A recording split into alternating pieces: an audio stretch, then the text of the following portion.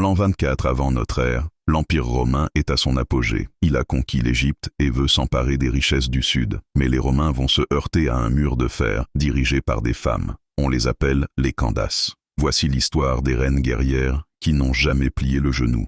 La plus célèbre est Tamanirénas.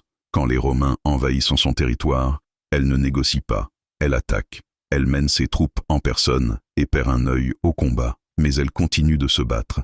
Elle capture même plusieurs cités égyptiennes et décapite une statue de bronze de l'empereur Auguste, enterrant sa tête sous l'entrée de son palais pour que chaque personne qui entre lui marche dessus. L'armée des Candaces était terrifiante. Les Nubiens étaient surnommés les archers de Dieu pour leur précision légendaire. Ils utilisaient aussi des éléphants de guerre et des tactiques de guérilla que les Romains, habitués aux batailles rangées, ne comprenaient pas. Après 3 ans de guerre acharnée, l'empereur Auguste abandonne. Il signe un traité de paix et exempte le royaume de Méroé de tout impôt. Candace n'est pas un nom, c'est un titre qui signifie « reine-mère ». Dans ce royaume soudanais, le pouvoir se transmettait souvent par les femmes.